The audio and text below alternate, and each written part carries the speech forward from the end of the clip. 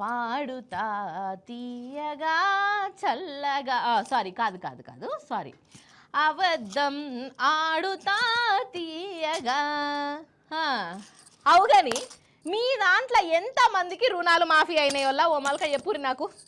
ఇగో మా ఊళ్ళోనైతే చాలా మందికి గానే కాలే, అంతలావైతే నేను చూపిస్తాను మీకు. కానీ రుణాలందరికీ మాఫీ అయిపోయినాయి అటన్ వల్ల ఇక మాఫీ లేదు గీఫీ లేదు, మాఫీల దుఃఖం బంద్ అయిపోయింది అని అంటారు అదొల్ల సర్కారు వాళ్ళు.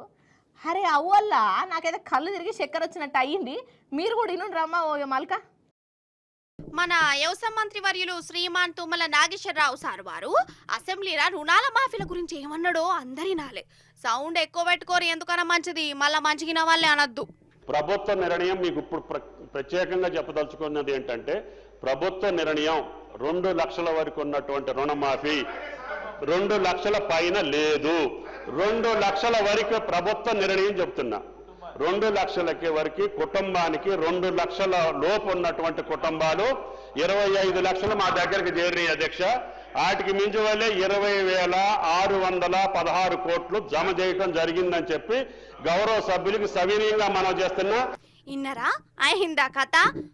రామేనయ్యగా ఇక 2 లక్షల లోపు రుణాలన్నీ మాఫీ అయిపోయినాయట, అందరికి వచ్చేసినాయట, బ్యాంకు ఖాతాల జమ చేసేసిరట, రైతులు సంబరాలు కూడా చేసుకున్నారట.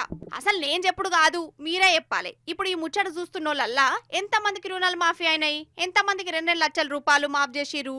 ఒక్కొక్క ఊర్లే సగానికంటే ఎక్కువ మందికి రుణాలు మాఫీ చేయలే. 2 లక్షలు ఇప్పుడే తెచ్చుకో పోర్రి, నేను మాఫ్ చేస్తా అని రేవంత్ సార్ అనుడేందో గాని రేపు చేస్తా మాపు చేస్తా 15 ఆగస్టు సంక్రాంతి అనుకుంటా 15 నెలల్లో ఎల్లదీసిరు.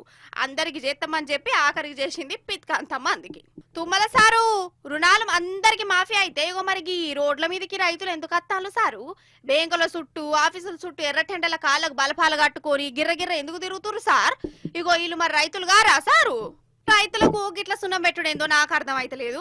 నేను జరంతా కటువుగా చెప్తున్నాను అనుకున్నా మంచిది. రుణాలు మాఫీ కాక రైతులు ఎంత తండ్లాడుతురో నాకెరక. నేనే ఊర్లలో కండ్లారా చూస్తున్నా, మీకు కూడా ఎప్పటికప్పుడు చూయిస్తూనే ఉన్నా. అప్పుడేమో కండిషన్లు కొర్రీలు ఏం లేవు, అధికారంలోకి అచ్చుడచ్చుడుతోనే ఇట్లా మాఫ్ చేస్తానే ఆఖరికి దేవుళ్ళ మీద ఒట్లు కూడా పెట్టే చేపాటి చెప్పిన ఉద్దర ముచ్చట్లు నమ్మి అప్పు చేసిన రైతులు ఆఖరికి అత్తే నిండా మునిగిపోయి బల్మిటికి జీవి తీసుకున్నారు.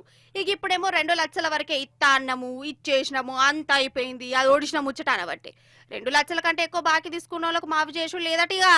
అసలు 2 లక్షలు కాదు కదా, 1,00,000 రూపాయలు ఉన్న వాళ్ళకు కూడా సకా వాళ్ళేదిరా భగవంత అంటే టాటా బై రుణాలు మాఫీ అయిపోయినాయి అని చెప్తున్నారంటే ఇది మోసం కాకుండా ఇంకేంటిది? ఇప్పటిది ఆంక రైతు బంధు పైసలు బరాబర్ ఇయ్యలే, పంట బోనస్ అన్నారు, హాజీకరే ఉంటలేదు. ఇప్పుడేమో రుణాలు కూడా మాఫీ చేసేసినామని చల్లగా చెప్తురు. నమ్మి ఓటేసిన వాళ్ళు అంటే గింత అలసెందుకు కావచ్చు, గింత దోక ఎందుకు చేసుడు? గిట్లనే గరమైతురు రైతులు.